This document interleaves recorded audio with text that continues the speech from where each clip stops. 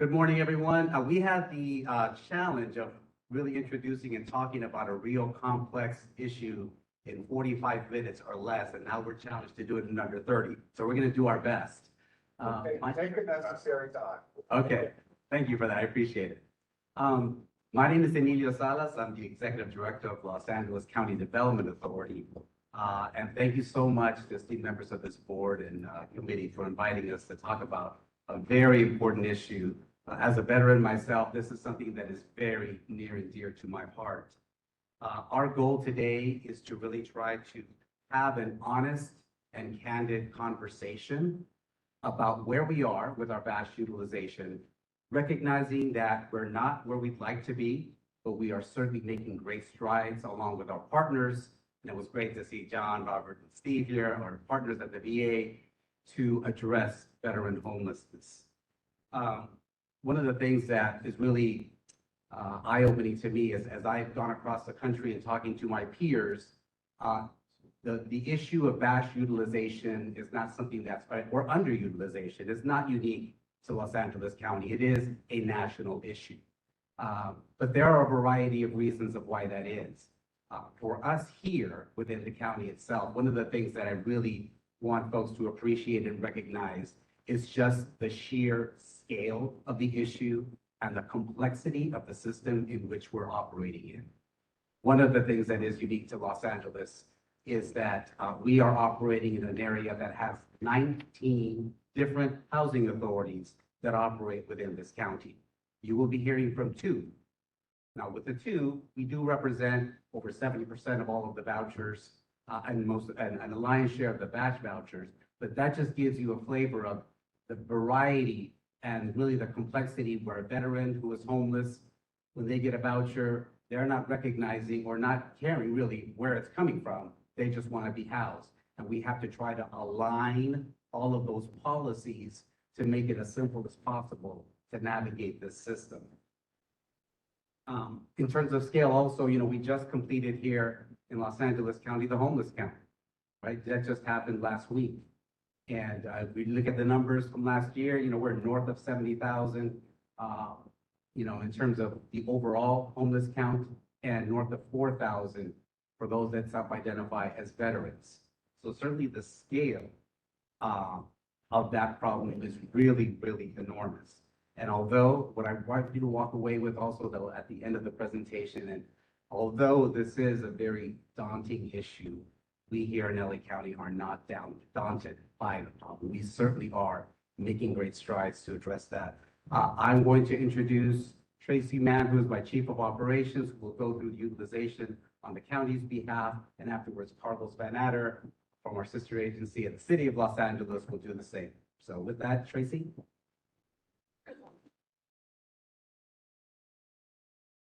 Thank you, Emilio. Good morning, everyone, and it's a pleasure to be here to speak about Los Angeles County Development Authority's VASH voucher allocation. Could you go up a couple of slides, please? So first, I want to make sure everyone knows what VASH is. Is there anyone here who does not know what the VASH program is?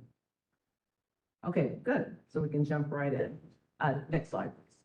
Okay, one hand. All right, so in a nutshell, the VASH program is the Veterans Assistance for Supportive Housing. So this is a targeted allocation directly from HUD given to housing authorities that comes with vouchers and funding specifically for homeless veterans and their families to secure housing. So the housing authorities have opportunities to apply for these vouchers. Other times, HUD just awards these VASH allocations to the various housing authorities. So I'll go through these slides and you'll see how our allocations have increased over the years and where our utilization has landed in each of the progressive years. Okay, next slide. Okay, so this is a point in time from a couple of weeks ago to show where we are with our VASH allocation. In total, we have 3,442 VASH vouchers. And you'll see there's 2 different columns here. The first column is referenced as tenant-based. What that means is when a veteran receives a VASH voucher, that allows them the opportunity to go into the community, into the private rental market to locate the housing option of their choice. So this is a choice. They can rent a house, they can rent an apartment, they can rent a mobile home. It's ultimately where they would like to live. And again, this is within the Los Angeles County Development Authorities, or LACDA's jurisdiction. However, we do have interagency agreements with some other housing authorities that expands the range of where these veterans can locate housing. So that's what tenant-based is. Whereas project-based is very specific, where the assistance is tied to specific units within specific buildings. And one example of that is Building 207 here on the VA campus, where we have some of our VASH vouchers that are project-based residing in that property, which did open last year. And I'll get into more on the project-based VASH allocation in the next slide. However, I just want to share with you where we are with our lease up. And you'll see in the chart, for the tenant-based, we're at 52% utilized, which means that over half of our VASH tenant-based vouchers are currently unused. However, on project-based, we have a 92% utilization rate. But overall, we're using 56% of our overall VASH allocation. Next slide, please. So this particular slide is an overview of all of our project-based VASH buildings. As I referenced a few moments ago, the VA Building 207 is the top line where we are 98% leased. And the point we're making here, yes, big applause. The point here is that we have a much higher utilization with the project-based VASH program because the buildings are already set. The veterans have a choice to go into these units. Again, here, it's still a choice. Although they may be referred to the buildings, they can opt to say no for a variety of reasons. That may be the location of the building, amenities that may or may not be local to that site. And those are just a couple of examples. But overall, we have seen that we have much more success on the project-based side than the tenant-based, where currently we're at 92% utilized. I've heard questions asked before as to why can't we just project-base our entire VASH portfolio? Unfortunately, that's not an option. The federal government, by statute, limits housing authorities by the number of vouchers they can use for project-based. So the limit is 20% of our overall allocation, which is upwards for the LACDA, about 27,000.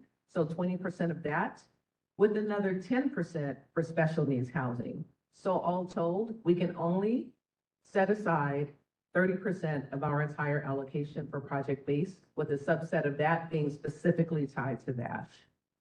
Next slide, please.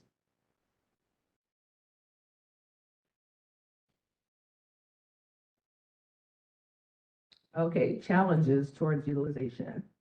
Next slide. Okay, so we wanted to give you a little history lesson on the utilization of the VASH program for LACDA, dating back 11 years in 2012. During that time, our overall allocation was just 855. If you move over to 2023, and as I stated earlier, our overall allocation is 3,442. But what's particularly important is to see how we progressed in an upward fashion with the utilization rate, where in 2016, we reached 100%. We had an allocation of 1,754, and we got up to 1,752 leased, which was awesome. However, beyond that time, you can see that we've slowly gone down in our overall utilization. So part of that has to do with the growth of the program. So where, as I mentioned earlier, HUD does award VASH vouchers and allocations to housing authorities at different times of the year, during different years. So let's see, you can see the growth in 2014, we received 313, 350 in 2015, jumped to 2018, we received 600. That was the largest allocation awarded to a housing authority that year. We were very proud of that. And even as recent during the pandemic, we received 500, and just last year, another 250. So we saw almost a 2,600 voucher increase for VASH. However, with utilization, you can see that, let me see, look at least calendar year, we were hovering around 1,700 between 2016 and 2022, but we did see an increase last year, which we were very grateful for. But the challenge with receiving more of the VASH vouchers is the capacity to be able to fill them. And that's another reason why our utilization has pretty much tread water for so many years. But I just wanted to point this out to you. And so I'll get into more of the details a little more about other reasons why our utilization rate has pretty much remained stagnant. Next slide, please. So Emilio, I want to cover this again. Okay. I asked Tracy to insert this slide in here because one of the things I did want to point out is there was a time, even though the market is challenging, we did have a tremendous success with the emergency housing voucher program that really was a national program as a result of the American Rescue Plan.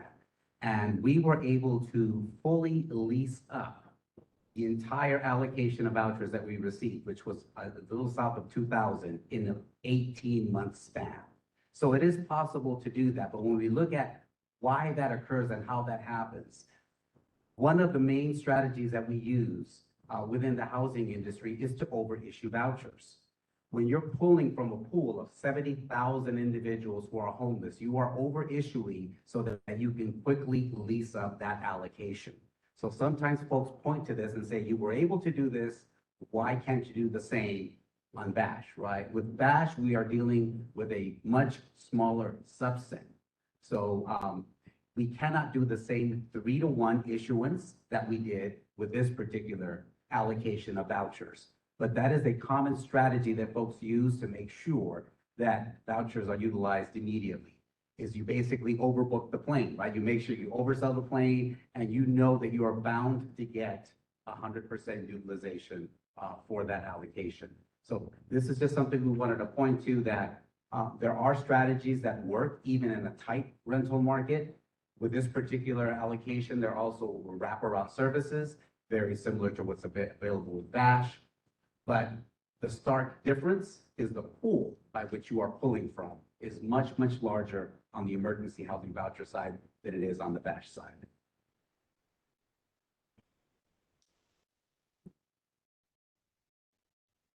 Okay, next slide. Okay, so one of the challenges with regard to the utilization has to do with the number of referrals, as Emilio was alluding to. With VASH, we typically receive a 1-to-1 referral.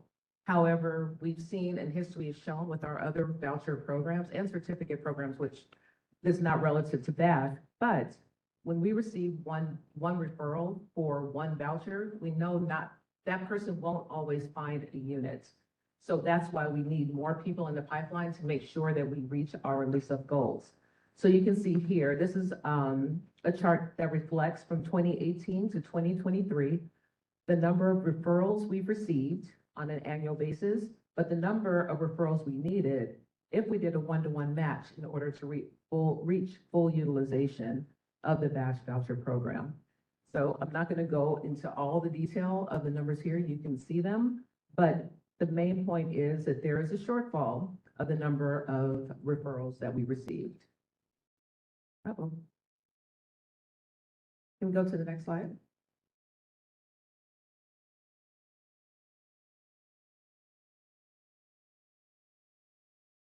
Who has the laptop?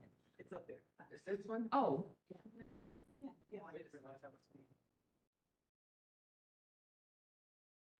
Thank you. Thank you. Okay. So another challenge with reaching utilization with VASH has to do with attrition. And this means the number of veterans who end up losing their assistance or just giving their assistance up. So the top 4 reasons for attrition between 2018 to 2023 was self-termination, number 1, meaning the veteran who had a voucher was in housing, just decided that they no longer wanted the assistance for whatever reason. Reason number 2, non-compliance with the annual reexamination. So every year, the housing authorities have to recertify the eligibility of the veterans, which requires the veteran to complete an annual reexamination packet. Oftentimes, we don't receive the packet back. We send it out, we notify the VA, hey, heads up, these veterans are due for their annual reexamination. However, we found that the reexamination packets have not come back for reasons such as the veteran left the unit, so they never received the mail. They decided they no longer wanted the assistance, so that was their way of self-terminating from the program. So this is another challenge that we're trying to get ahead of, but one strategy that we did employ was streamlining the annual reexamination packet. So anyone who has a fixed source of income does not have to complete that annual reexamination packet on an annual basis. So that would help keep the veterans housed for a much longer period of time, assuming that they are complying with the other requirements of the program. The third reason is deceased, which unfortunately there's nothing we can do about that, but that is the reality. And the challenge number 4 has to do with the expired voucher. So what happens is a veteran may want to leave their current unit and search for something different, maybe something better. The challenge here is oftentimes our clients will submit a notice to vacate, starting the process saying, okay, owner, we're going to stop making our payments as of this day. Veteran, here's a voucher. Now you need to go out and look for a unit. The veteran has not done their homework to see what the rental market looks like. Where are they going to go as their next unit? And so the voucher is in their hands upwards of a year, maybe longer, and they've not been able to secure a unit. So the expired voucher is a real challenge and is another reason why some of the veterans fall out of the program. And then you can also see the bottom chart here, the annual attrition compared to our annual lease up. So you'll see, starting in 2018, we had more veterans leave the program than we had new veterans coming onto the program. This happened 2018 and 2019, but we saw a shift in 2020 and continued on the positive road thereafter. So I'm not exactly sure what happened. We're just thankful that there was a shift in the number of veterans that were being removed from the program or self-terminating from the program, and we were able to get more veterans housed. Next slide, please. Okay, so our strategies and initiatives to increase our utilization. Next. So some points to highlight. Between 2018 and 2023, we found that it took veterans 4 months from the time they received their voucher in hand to secure a rental unit and for us to start making payments to the landlords, which is really great, given that the veterans are given a lot of time to find units. They've been able to find the units, secure them much quicker. We also worked with the VA to develop new programs, one being the assisted living program. So this is assistance extended to veterans to reside in VA-approved assisted living facilities. The challenge here is when a veteran receives a voucher, again, it's their choice. So while we have this as a strategy, the veteran must agree to live in this sort of situation, which at this time, we don't have any veterans residing in any assisted living facilities, but this is still an option available. Next, the other than honorable discharge. So a couple years ago, the HUD Secretary Fudge and Secretary McDonald got together and came up with a strategy to help increase the utilization of our VASH vouchers.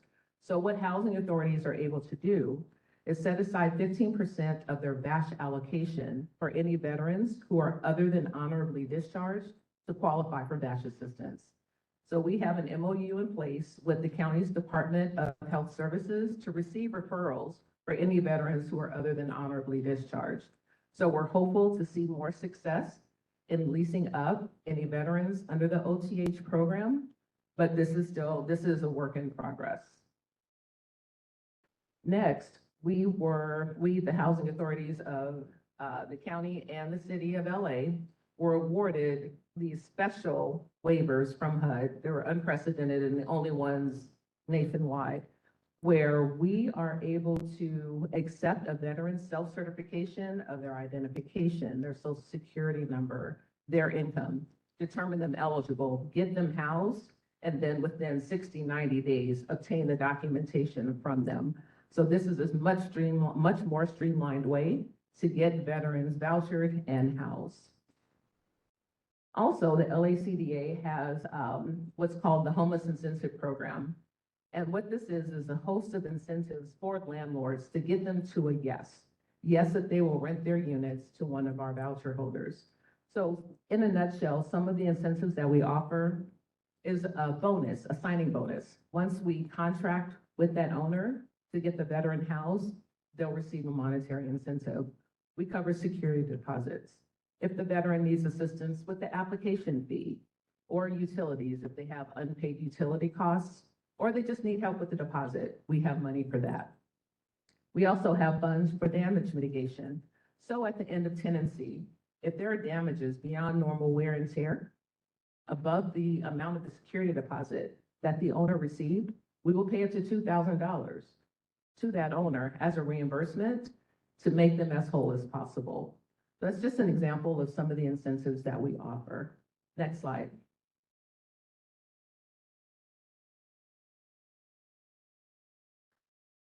Can you go back one more? Okay. Is that me? Did I touch it? Oh, okay. So let me see.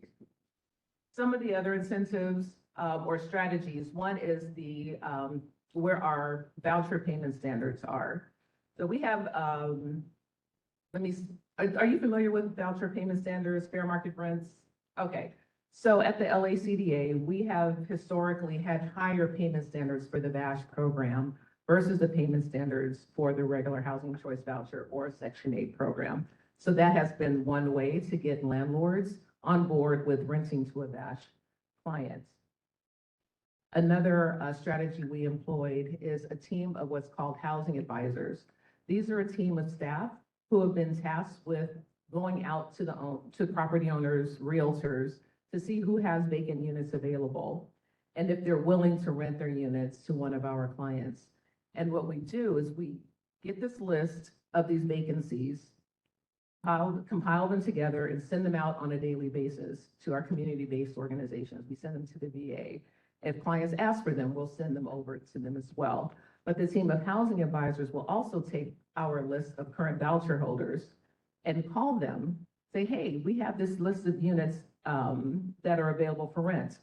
Let's see if any of these meet your needs or if you're interested in renting them. So that's another strategy that this housing advisor team does. And they also provide transportation services. So if there's a voucher holder who just doesn't have the means to go out and search for housing on their own, we will pick that voucher holder up and take them out to go see the unit, meet the owner, and see if they are interested in that unit. And we have, at times, taken one person out day after day after day until we find whatever unit they desire, get them matched up, and then get them housed. We also have interagency agreements, and this is something I mentioned earlier, with other housing authorities within the county. So although we are the county housing authority, we only do business within the unincorporated areas of Los Angeles County and upwards of 70 cities. And these are cities that do not have their own housing authorities.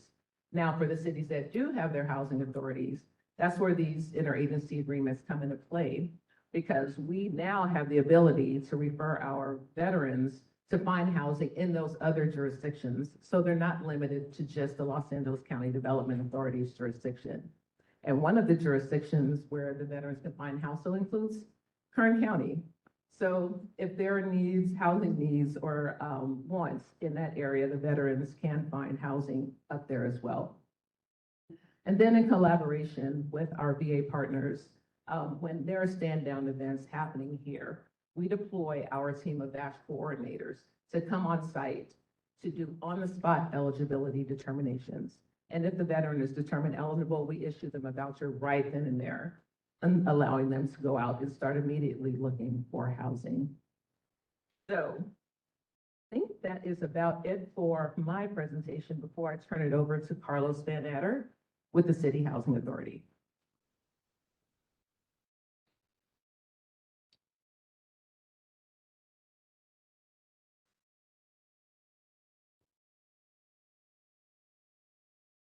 Good morning, everybody. Thank you very much for the opportunity to be here to present our information on our partnership with the VA on the HUD-VASH program. As was mentioned, a lot of background information has already been given by the LACDA, so I'll be able to speed through some of it. But we've been involved with the HUD-VASH program since the start, since 2008. HACLA, as an agency, we serve over 61,000 families. We're about the second or third largest PHA in the country. We go back and forth with Chicago. We received the largest allocation of HUD-VASH in the beginning, 840 vouchers. We've gone up over time. So if we can go to the first slide, we have a lot of numbers to present to you to show you where we are now, some of the key metrics of the program. And as we mentioned, or has been mentioned, there's a tenant-based component, there's a project-based component. On the tenant-based side, this is our picture of our utilization and allocation as of now, as of the moment. This is 2003, and in the big chart on the right, you see by month, we have the allocation that we've had from HUD. Started out at 3658. We've got a new allocation of used for tenant base up to 3763. So that's what we've had to use across the whole year. What we used across the whole year is in the third column, utilization. And in December, you will see we used 2,127. That's 57% of our allocation, which means we have 1636 to lease up in the HUD-VASH program. We have a ways to go. The two last columns are very important also. So we do our work through the referrals that the VA provides to us and all of the housing authorities. In the HUD-VASH program, the VA is responsible for identifying the veterans, preparing the referral packets to the housing authorities. Then we take it from there. We determine eligibility of the family, the veteran. We issue them a voucher on the tenant-based side, which is this one. Then tenants have, excuse me, up to 180 days to locate a unit. When they do, we do the contracting and we execute payment to the landlord on behalf of the tenant. So we need referrals to do our work with the housing authority. And you can see in the column, we have the number of referrals that we have received by month from the VA. And in the final column, we have attrition, the number of people who leave the program every month. And what's most important about this is you'll see the total number of referrals we received last year was 229, but we had 262 people leave the program. So we're not even staying in place. We're not getting as many referrals as we need to lease up vacancies in the program. And that number of referrals, 229, those are the referrals we get. Not everyone is successful in locating a unit, as has been mentioned, and we'll go over a little bit more in a minute. So that averages out to 19 referrals a month that we have received, or 4 referrals a week. Now, since the beginning of time in the HUD-VASH program, since 2008, we have been requesting 25 referrals a week to fully utilize the allocation. So you can see we are far short of what we need to fully utilize the allocation. The little box over here on the left, that's just the activity of what we have going on right now in the moment in January 2024. We have 19 applications in process from the VA. 77 veterans are in process of looking for and locating a unit. And 15 have actually located a unit, and we're working at contracting them in those units. You can go to the next slide, please. So this is our project-based utilization. And as was mentioned, there are several project-based voucher buildings that we have around the city. We have 3 on the campus here, building 205, 208, 209. Those have a relatively high allocation, or I'm sorry, utilization rate over 90%. So we thank you for that. They're beautiful new buildings. We had the opening of 2 of them earlier this year, or last year now. And in the project-based voucher side of the house, our utilization is better. You'll see towards the bottom in December of last year, again, this is all of 2023. We have an allocation of 1127 HUD-VASH vouchers for PBV, and we used 867 of them, or 77%. So it's about a 20% increase over the tenant base, still not where we need to be. We'd like to be 90 to 100% utilization, as these are buildings that are ready to go, that people can move into. On the tenant base side, we saw that a veteran and family gets up to 6 months to locate a unit. You have to go out in the community and find a unit with a private landlord. Here, the units are available and ready, so that we don't have full utilization on the project-based side is a sad situation that we all need to address. Again, we have the number of referrals on the project-based side. We've received 287 across the whole year, but we had 148 folks leave units on the project-based side in the year. And those are the averages per month. Okay, go to the next slide. So this is a slide on the historical referrals that we've received every year at HACLA, at the Housing Authority City of Los Angeles. In the very first year, in 2008, we received 96 referrals. Last year, we received 175. What we need per year is 1,300 or 25 a week. That's what we've been asking for. We only had 1 year, that's in 2015, highlighted in red, where we achieved that goal of 1,322 referrals.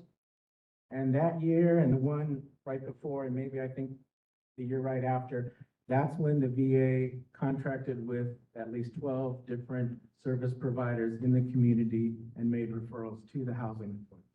That's where we saw our greatest success, when there were partners with the with the VA gathering referrals to send to the housing authorities. So that's a really key and telling bit of information. Best success when the VA's gotten support from other partners in the community. Okay, next slide, please. So then we have the annual attrition rate. The attrition rate is when people leave the program for whatever reason. There's a variety of reasons. And this goes back to 2012. So our attrition rate in the program was 10.33% in 2012. In 2023, it's up a little bit to 12.72%. So of our total allocation and actually utilization of the HUD-VASH program, that percentage of people leave the program every year. And at the bottom line is, how does that compare to our regular housing choice voucher program of just other low-income seniors, disabled, and families? In that regular program where we have 50,000 folks, the attrition rate is 4.5%. So you can see in the HUD-VASH program, it's more than double the attrition rate of our regular program. So that's a problem or an issue for all of us too. We have an issue getting people in brand new. We have an issue keeping people housed over time. So next slide, please. So this is an actual breakdown of the reasons why people leave the program with us, the attrition rate. You saw it on the LACDA side as well. This has all of our different reasons that people leave the program. And this is on the tenant-based side. Again, the top 3 reasons, and they mirror what LACDA mentioned. Number 1 reason people leave the program is skip. They just walk away, disappear from the unit. The problem that VA case managers have, we have in our tenant-based program and the HUD-VASH program. Second reason is tenant non-compliance with the annual review. We do have a requirement that all tenants need to comply with updating their income annually. In this case, we have 23% of, or 59 folks in 2023 that didn't do that. And then the third top reason is, unfortunately, deceased. So this is on our tenant-based side. We have an average monthly average of 22 folks leaving the program last year. Next slide is the attrition rate on the project-based side. Again, the same top 3 reasons. In order, tenant non-compliance with annual review, deceased, and skip. Same 3 top 3 reasons. All right, next slide, please. So these are the strategies and the initiatives that we've taken to increase utilization, a number of the same ones that we've heard from the LACDA. So I've been talking all along that we've been asking all along that the VA provides us with 25 referrals per week. Actually now, looking at the numbers and the total unused allocation that we have, we need 41 referrals per week. So if we were receiving an average of 4 a week and we weren't making 25, it's going to be a stretch to get to 41. That's what we need to fully utilize all the allocations in HUD-VASH. Now you see at the top line there, it says HUD-VASH success rate 61%. What does that mean? The success rate is how many people are successful in using a voucher on the tenant-based side when they get one. So if we pass out 10 vouchers, 6 people are successful in finding a unit. That it's 60% in our overall program, 61% in HUD-VASH, so a tiny bit better. But that's still a crime. 40% of the people who get a voucher in our community can't find a unit with a landlord. So this goes back to what we've been talking about. This is a difficult market in LA for people to find units. Rents are high, vacancies are low. But one of the main reasons or ways that we combat that on the HACLA side is we have high voucher payment standards. And what I want to turn your attention to, if we can go to the next slide for a moment.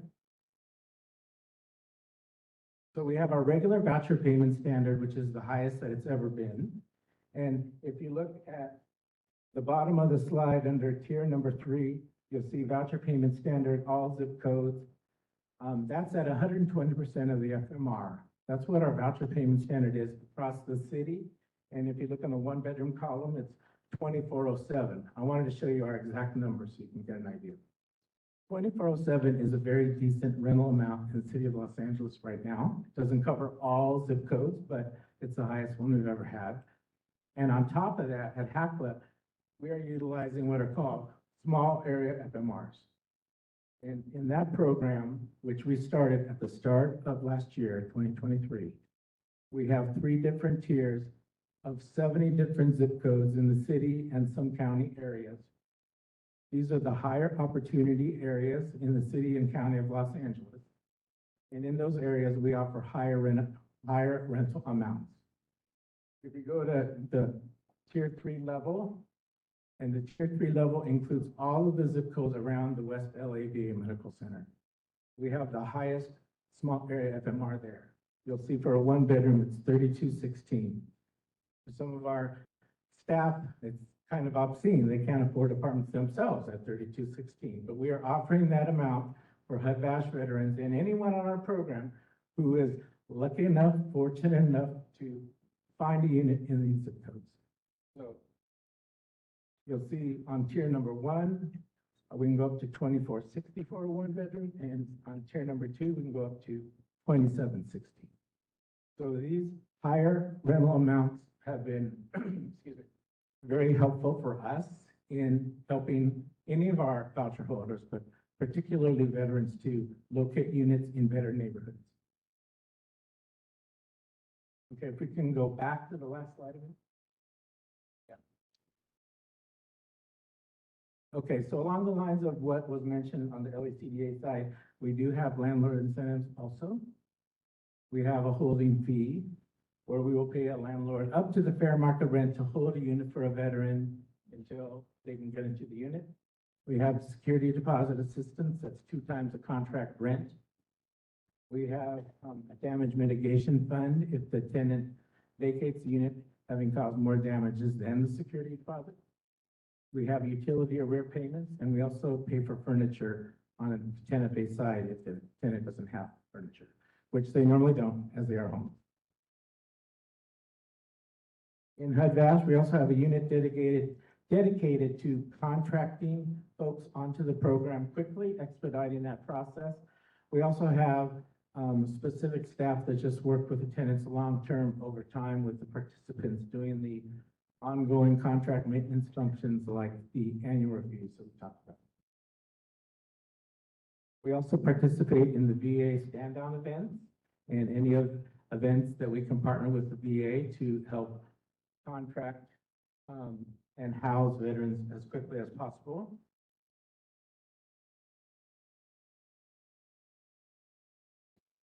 And we also conduct, independent of this, outreach events to landlords to get more landlords to participate with us on the program. We do that in cooperation and collaboration with the LACDA. We try to do that at least quarterly in different parts of the city and county to encourage and recruit landlords to want to rent to our families.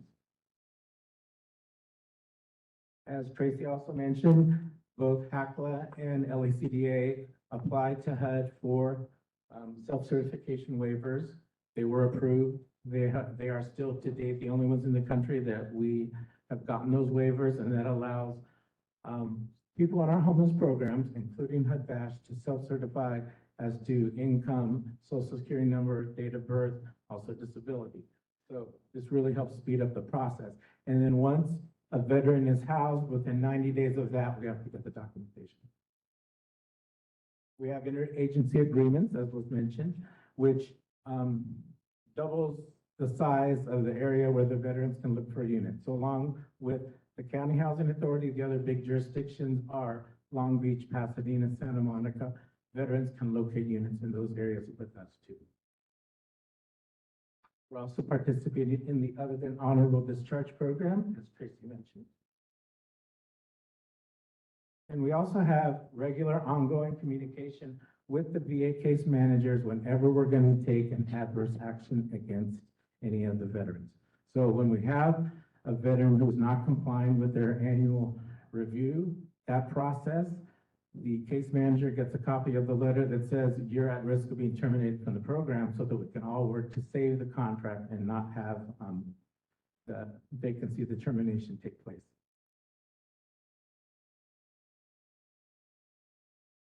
Okay, so those are some of the things we're doing, and I just want to mention too that we've been working with the VA here at the West LA campus since the beginning of the program, since 2008.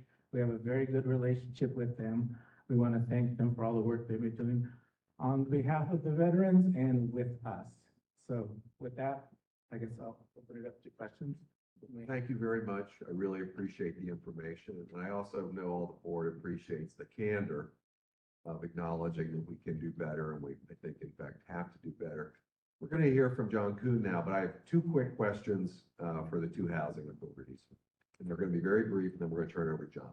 The first question for each of you is, what is your utilization percentage on regular Section 8 housing projects? So set aside HUD-VASH. I want to hear that benchmark. And the second is, you've told us that project-based vouchers can only be 20% of the overall portfolio. I took that to be your answer, not 20% of the HUD-VASH portfolio. And if that's the case, I'd like to know how material the HUD-VASH project-based vouchers are to that 20%. I'd like to know what the breakdown is.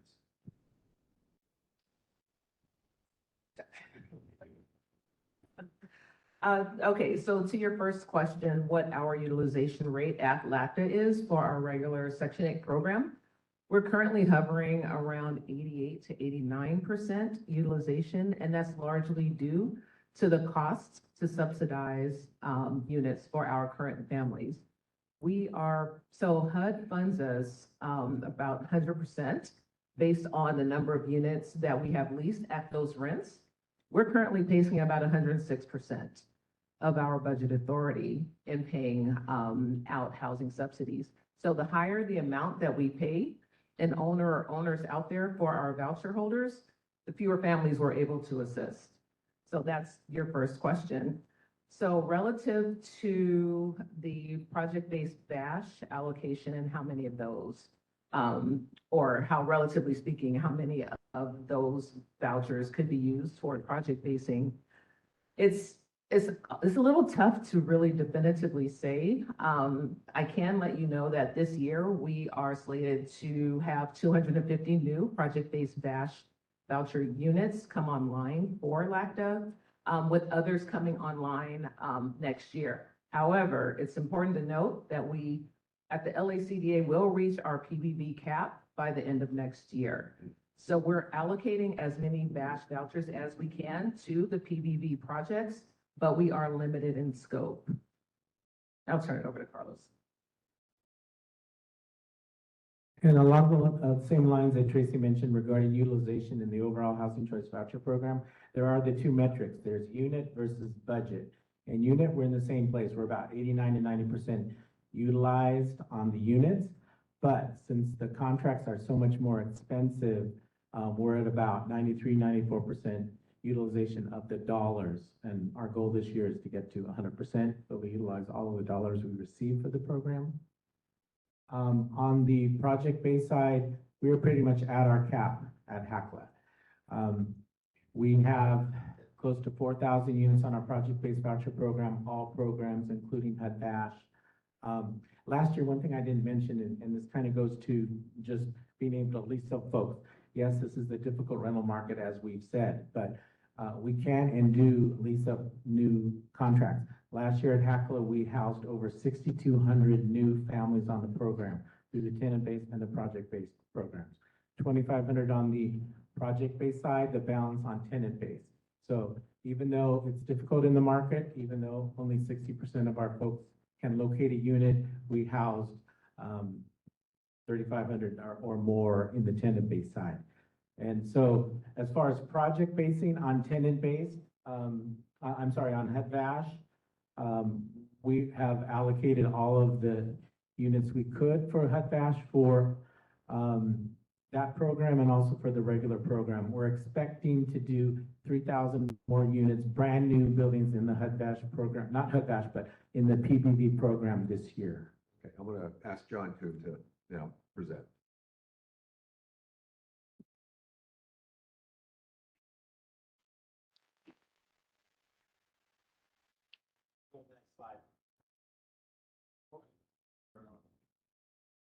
Now, hello, there we go. All right, so I think as pretty clearly demonstrated, we have a problem, right? And this is not the right slide. I think we could go back or different, back, forward. All right, there we go. We have a problem. The problem is voucher utilization. So beyond knowing that we're not using all of our vouchers, it would be helpful to understand what it means, diagnose the problem. The same way, like, right, if you're sick, it's not enough just to know you're sick. We want to know how to get better. So the system that the voucher utilization we're seeing is a sign of a systemic disorder. And we can see some of those signs. So first, this is actually not the right slide. I don't know, is it forward or back one? There we go. No, you had it. There we go. LA Times recently reported that 48% of all the regular Section 8 vouchers are returned unused. 48%. And these are regular Section 8 vouchers. These are for people who are in poverty who need Section 8. We're working with a much more complicated population than HUD-VASH. There's a HUD released a study that if you look at just looking at quality data from PHAs who've had it, in a 180-day window, only 61% were able to successfully use vouchers. The rest were returned. So this is a systemic issue. This is not just a HUD-VASH issue. This is not just a Los Angeles issue. This is a systemic issue. And you've heard hints of that in the difference between PBV utilization, which is much higher, and TBV, that's a tenant-based utilization, which is much lower. Why do we see that difference? Next slide. So here, no, I'm sorry, I raised the head. Sorry, back. So why does it happen? Well, first, discrimination. If I'm a landlord and I know I'm getting a voucher for a HUD-VASH client, I know that's probably going to be a person of color, maybe mentally ill, may have a criminal history. I don't want them. Now, discrimination is illegal. Against Fair Housing Act, but it doesn't matter. Landlords find a way to exclude people with Section 8. So that's one of the reasons why a tenant-based voucher is much less likely to be used than a project-based voucher, which it has to be used for. The second reason is the housing market. Los Angeles is one of the most expensive housing markets in the country. California is the most expensive housing market in the country as a state. So we have landlords who can turn around, lease up and the market's very high, very quickly, without any hassle. And if they go through HUD-VASH, and we have to go through the Section 8 process, they have to wait. First, they have to qualify for the Section 8. They have to have the apartment inspected. They have to wait for it. All this time, their apartment's empty. They're not collecting any revenue. There's no money coming. So there's an economic incentive for a landlord not to take a tenant-based voucher. And then for our applicants, it's not easy, right? Not only do you have to pony up the money for application fees and fill out all these forms, and you just heard there are 19 different housing authorities. You know how many different housing applications there are for those 19 different housing authorities? 19. There's not, the PHAs do not have one application. It's 19 applications. So every time one of our prospective tenants, one of our veterans, has to go to a different housing authority, it's a whole new application. And for a veteran who's mentally ill, has learned helplessness, feels frustrated, these barriers can seem overwhelming. So these are real issues. Next slide, please. And this is stuff that's well known, just the affordable housing crisis. This is not just, well, it's particularly bad in Los Angeles, but this is a nationwide problem. There is not enough affordable housing, particularly for folks with lower incomes. Next slide. All right, so that's a problem. That's a diagnosis. We have a systemic problem. This is not just send us more vouchers, Los Angeles, HUD-VASH. Yes, we don't want folks homeless. Our PHA partners don't want folks homeless. So what do we do to fix it? Now that we understand this is a systemic issue. First, we've done some work with the PHAs to try to lower barriers. A lot of these documentation barriers, you know, the 19 applications, let's get rid of some of these barriers. So we've been meeting about this, and PHAs were good advocates along with HUD, and we were able to get these waivers. They haven't honestly moved the needle yet. We're hoping that they will, but that's one step. And we're going to, throw everything against the wall that we can to try to move the needle. So that was one thing. Next slide. This has moved the needle, and this is one team. And you've heard a little bit about it. And you saw, even though the utilization rate hasn't changed, part of that's because we get more vouchers. But the reality is we are placing more people in permanent housing. Our permanent housing placement rate last year is up 38% from the previous year. And most of those veterans, and then Sally can share the stats with you at some point, I hope, I know we have a hard stop soon, had stuck. We are able to get people back into housing. We are doing what's called intentional bridging. So for what we want to do with these tenant-based vouchers is use SSVF to get people in immediately, so that way we don't have to go through that process, be conscious of our landlord customer. They don't want that apartment open. Let's get them in right away with SSVF. Once they're housed, then we'll worry about HUD-VASH because they keep their housing eligible. And last slide. The latest thing we're working on, master leasing, is what I think is going to be the most important intervention. So the reason why landlords don't want to do it is I've described, but with a master lease, all of a sudden you have a third party. Let's just say it's Jim Zenner from the county going in and scooping up all the apartments in either one building or multiple buildings, and the landlord now has no marketing costs. They have guaranteed rent the minute that apartment opens up that they're renting. So no marketing costs, no vacancy rate. We then come in because the county has all these apartments for us on demand, background checks, we don't have to worry about the applications particularly. We get them in, worry about it later. They will be tied to the HUD-VASH rent. And then all of a sudden, this thing that looked bad for the landlords looks really good. And we can use the tenant-based vouchers in a way that's even better than project-based because we don't have a third party doing interviews, screening. Veterans have more flexibility because wherever we can get the master lease works.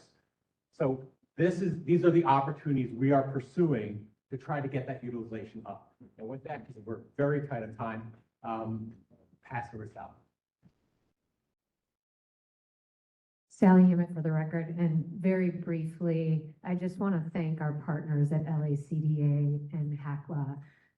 They have been at the table each week during the meetings that I expressed to all of you, the one team meetings, and our partners that are coming with solutions. As a result of our work together, we've been able to explore action plans in our own teams, and Actually, we have our HUD-VASH program manager and deputy program manager, Vangie Liggins and Estelle Anna here to give some information if we have some time about that. But I wanted to share with you the progress that John talked about, that 38% increase for our calendar year 2023 goals to house veterans. We set a goal at 1,500 veterans to house. We housed 1,790 veterans in calendar year 23.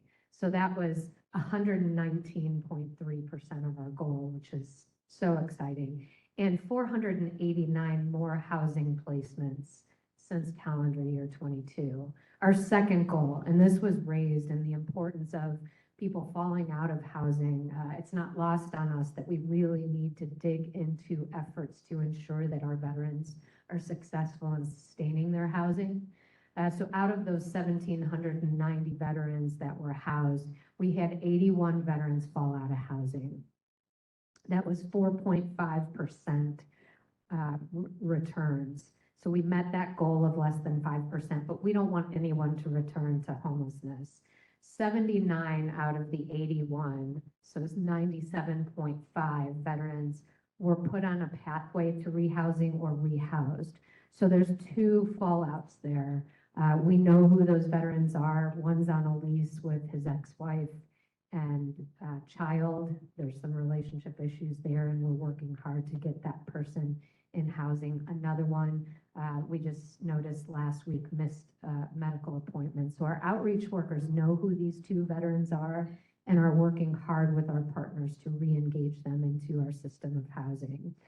The last goal is the engagement of unsheltered veterans. So we set a goal to engage 1,888 veterans who are unsheltered. We met that goal and exceeded it at 2,184 veterans that we engaged that were unsheltered. So that's 115.7% of our goal.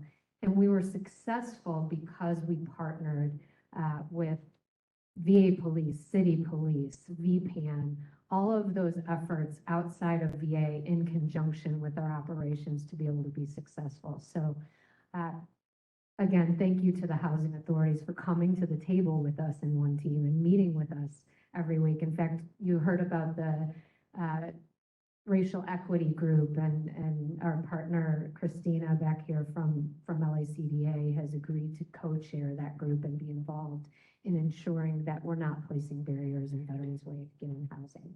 All right, so let's hear from Jim Zenner, then from Nicole, and then Keith, and then Stephanie.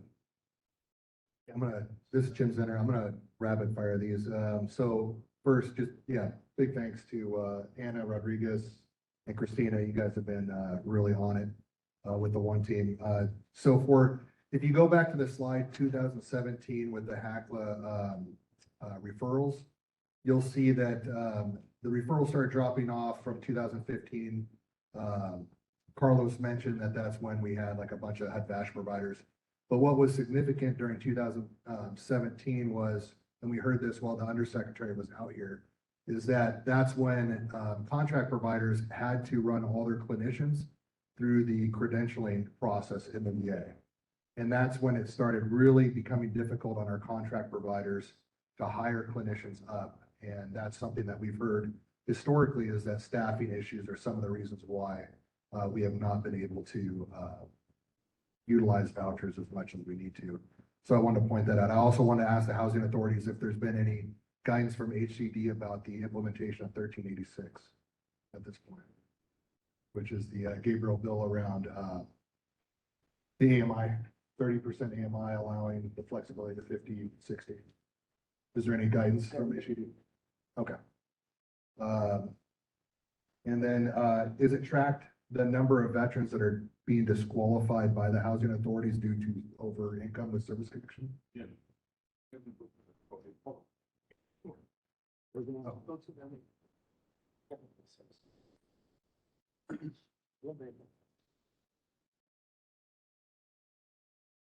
So just to repeat the 1386, neither housing authorities have heard any guidance from HCD on the 1386 implementation, and then the number of disqualified vets. You know, we don't have, I don't know if this is working right, but we don't have that many veterans that are disqualified for being over income because, oh, there it goes. Because at the housing authorities, in both of our admin plans, we adjusted them to say that if a veteran is getting a VA pension and it puts them over 50% AMI, we can go up to the low income limit, which is 70%. A higher rate. So from the housing authority's perspective, we allow the tenants to be on the program. What becomes problematic is when these tenants want to go into project-based buildings, because on the PPV side, the developers still have those limitations through their tax credit and other regulations that they have. So we haven't, to my knowledge, terminated anyone for being excess income. Now, they may not get on the program from the start because they're excess income, but there have been very few of those because we go up to the low income limit on income. And that's the same for the LACDA. We have not seen, I mean, we have not denied anyone for being over income. All right, Nicole, you're up.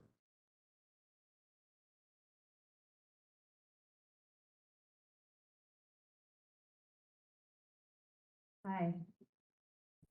First, I want to commend you on all the work you're doing to increase utilization rate. I'm from New York City, and we did a lot of the same things. So stick with it. They will help.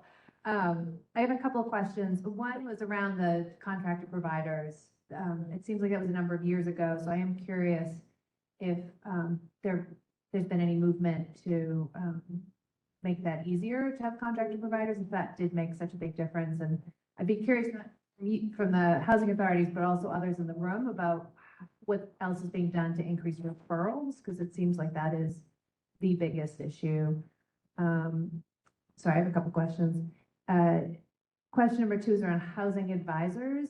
In New York, we had a peer model where we had, outside of the VA and HUD, we had teams of from nonprofits and city government working really hand in hand with the VASH holders to find them housing, really getting into where they wanted to live. And I'm wondering if with the attrition rate you're seeing, both with not recertifying and then just leaving, if it has something to do with them not being in the apartment they wanted to live in the first place. Or so that's something I'd love to hear more about, is the Housing Advisors Program.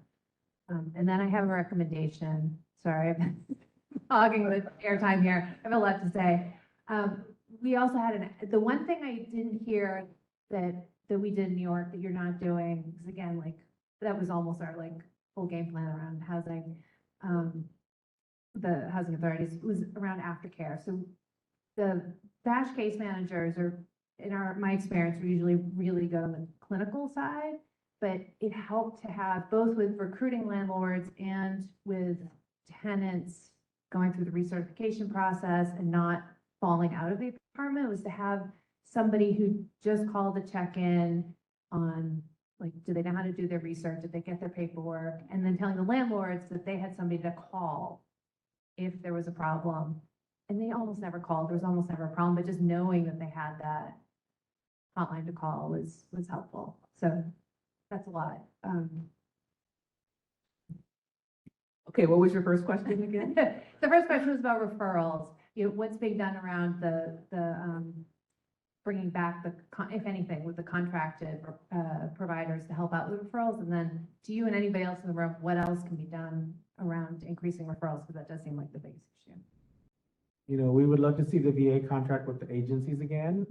That's pretty much on them to do that. And I know, and I've heard that they've been working towards that, because we are limited in the referrals that we can get for the HUD-VASH program. They must come from the VA or through our other than honorable program with the contracted agency, the Department of Health Services that we work with in that program.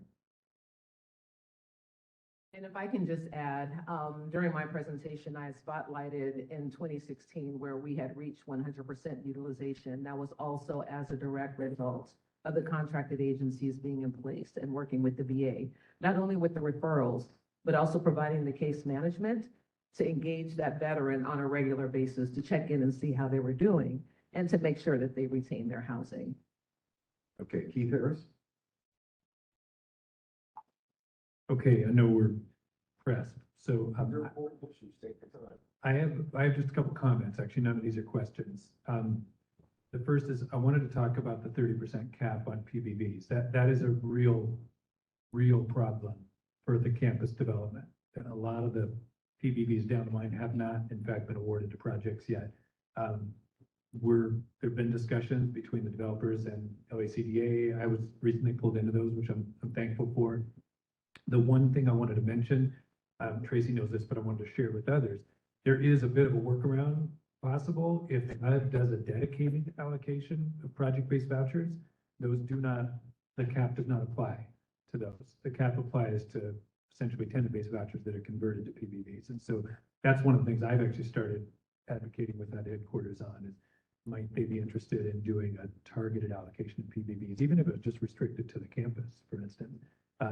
The national office, homeless program office, is beginning to advocate for a national allocation. That's a bigger lift for obvious reasons. So I wanted to raise that. We need to figure that cap problem out in order to secure PBVs for the remainder of the master plan. Wanted to talk for a second about what I've always called the denominator problem here. I oversaw HUD-VASH nationally from 2012 till I started this role 2 years ago. Was involved in a lot of discussions about how to do voucher allocations. Early years in HUD-VASH heavily factored performance into the formula. You had to demonstrate you were using your vouchers in order to get more vouchers. Starting in around 2015, every year we would hear this might be the last year Congress allocates vouchers. So at that point, we thought it was way more important to make sure vouchers went to the places where need was greatest, even if they had not demonstrated the ability at that point to use them.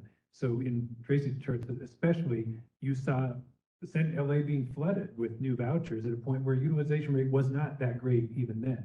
That was a targeted strategic decision, knowing we were going to blow up the denominator in some places. LA's not the only one, but it's one of them.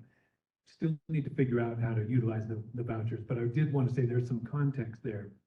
We knew there was going to be struggle with utilization rates.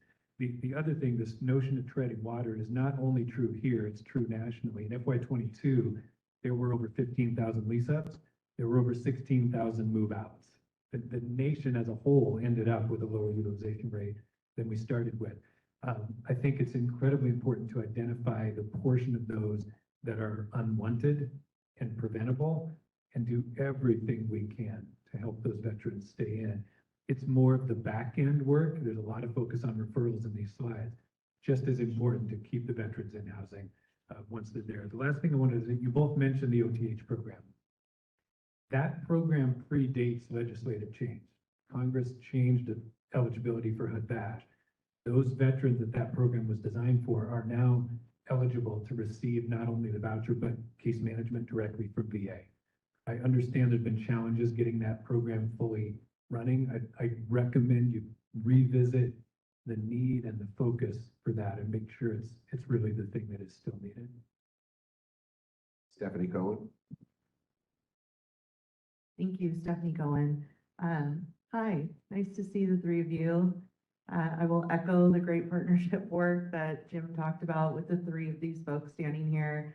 I don't think that any of us would be here having this conversation without them and the partnership that we got from Keith in those conversations starting a few years ago. So thank you, first of all, for that. We didn't talk a lot about PBVs and how we're projecting for the allocation on this campus. And I'm just wondering, I mean, my first question is, how are we projecting for the allocation on this campus? And if you could just explain to the group, a lot of folks are, I think, new to understanding the campus dynamic and the way that we work with the different housing authorities here. If you could explain at what point the voucher allocation does take place and how we know whether or not we're going to have the vouchers allocated along with the project funding and how it works through that process. And then obviously what you said about the cap is really important. But since there is a potential cap and an issue, how are we planning for that to get all of the units that we need as described in the master plan? Very, very tough question, but important one. I'm glad you asked it. I really appreciate the comments you were making on the PBVs. It is something that I think the PBVs are a unique opportunity for us to really resolve the issue here locally, as you saw from the utilization. As it relates to the campus, we've been operating under a waiver from HUD so that they do not have to reapply through a competitive process to obtain those PBVs. So there is a requirement that you compete for those vouchers, right? But we have a waiver to use the original competition that awarded the developments to the developers and have been getting a waiver every year thereafter. However, at the same time, we are also putting out notice of funding availability countywide for developers in general to produce affordable housing, and it's up to the developers to determine the population. Now, we are incentivizing the unhoused, and we also say we have VASH vouchers available, but it's up to the developers to select those populations. So they are also drawing from that same cap of PDVs. And every year we are issuing new NOFAs and that we're getting inching closer to the cap. Meanwhile, we know there are still developments here down the line that are going to need those PDVs. And we are projecting that we will have reached that cap before those developments come online.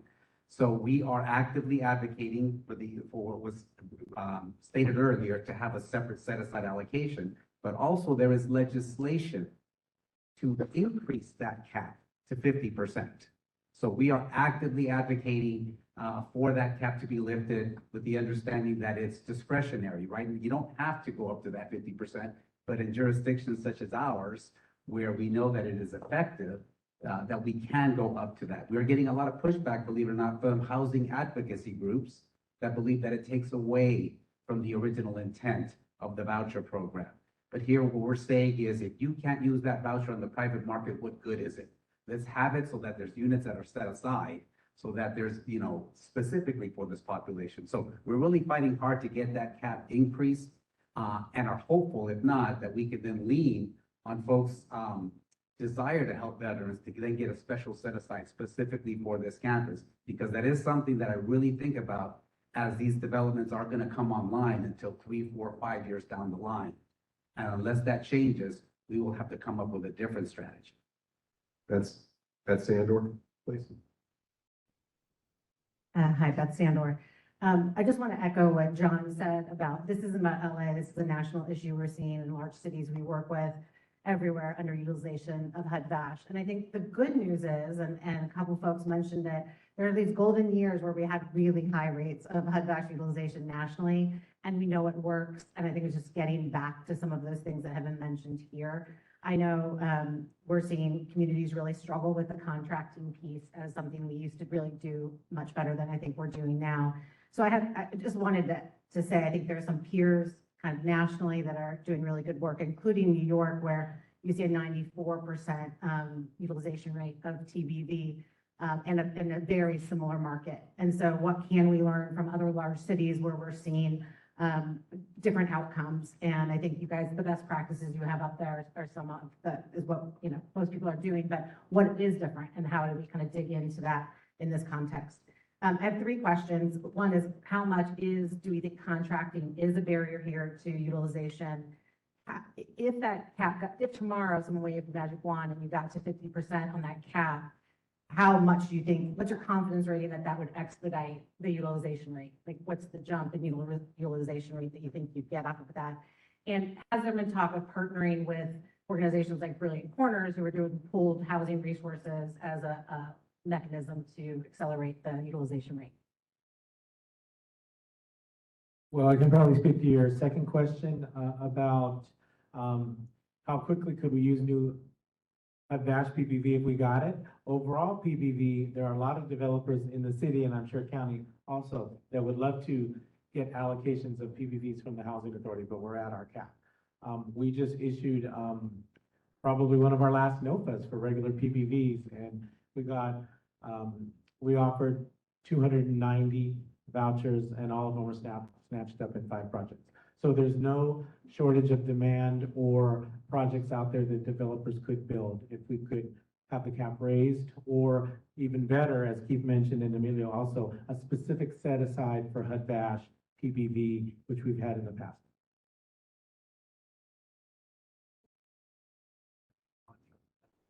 Oh, contracting question, how difficult is it? The VA would probably have to speak on that. Elizabeth Sanders, just a clarifying question is how much is contracting a barrier to utilization? That's me. We're happy to answer that. Hi, Estelle, and I'm the Deputy Program Manager for VASH. So to date, we actually do have 5 contract agencies partnered with us. That got awarded last year. We've issued 2,290 of our HUD-VASH vouchers across those 5 contracts. But to Jim's point, all of those contractors do need to go through the credentialing process. So they also struggle with getting their staff onboarded in a timely manner. The way our contract is written, it does allow them to hire staff that looks a little different from our team. On our team, you know, we have nearly 300 FTE, 188 of those are master's level social workers.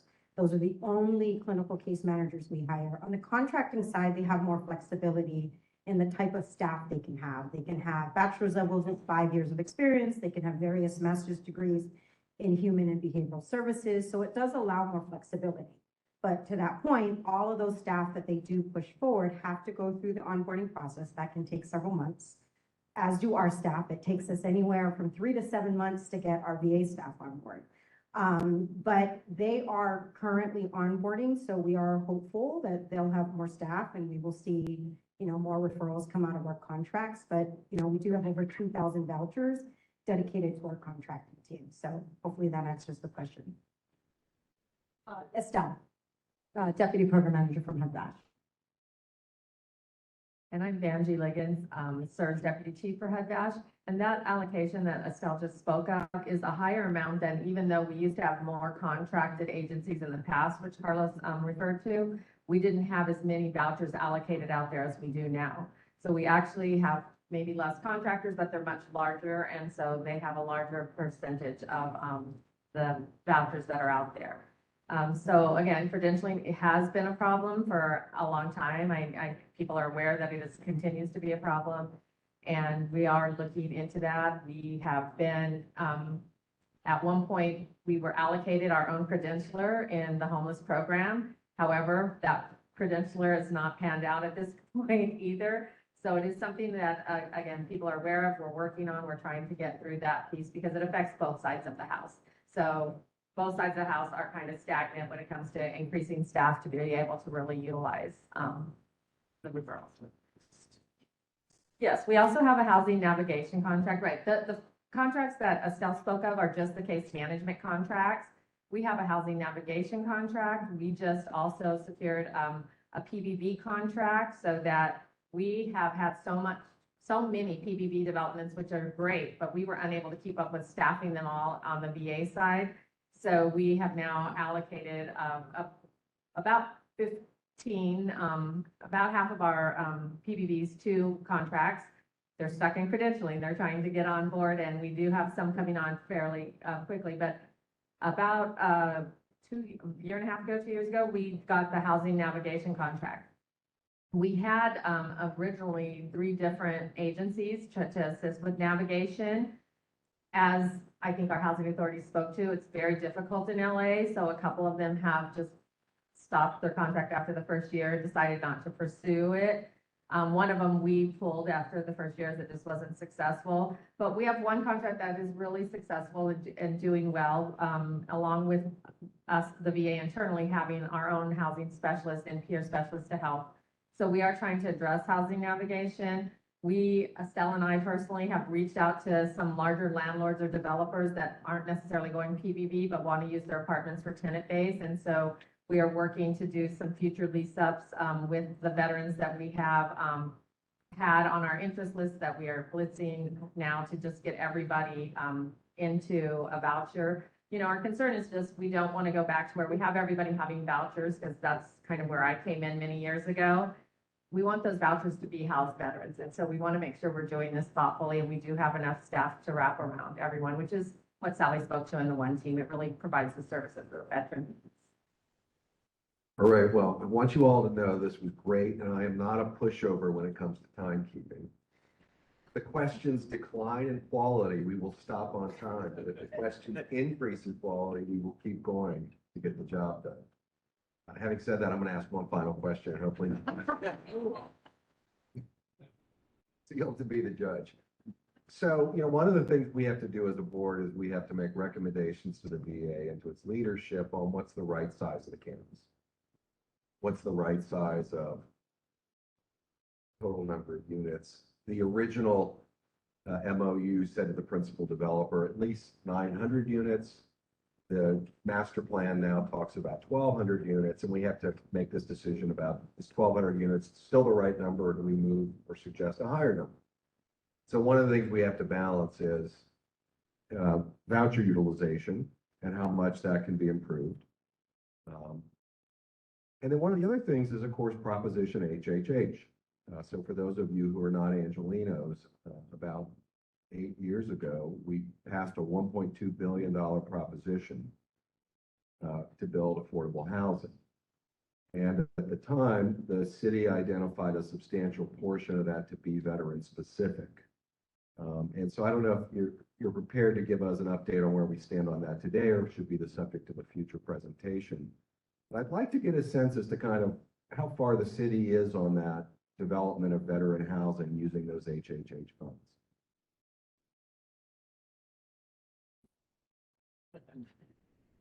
Yes, so the Triple H bond measure, 1.2 billion, was a city measure, and LHD, the LA Housing Department, has been responsible for funding the capital side of the developments.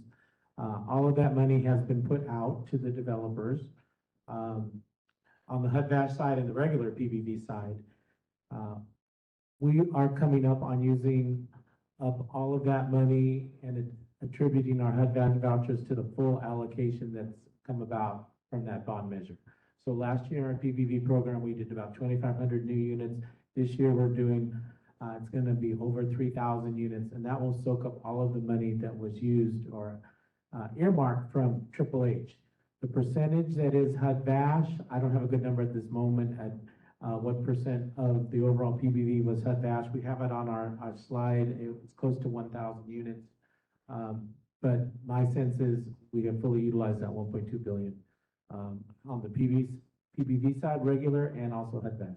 Okay, thank you very much. I want you all to know that you basically have a standing invitation to present to this committee every year. I think we need to hear from you every year at a minimum. Can I say something just to your first point in terms of the right size, in terms of the number of units on this campus? I really, this to me is a really important issue here.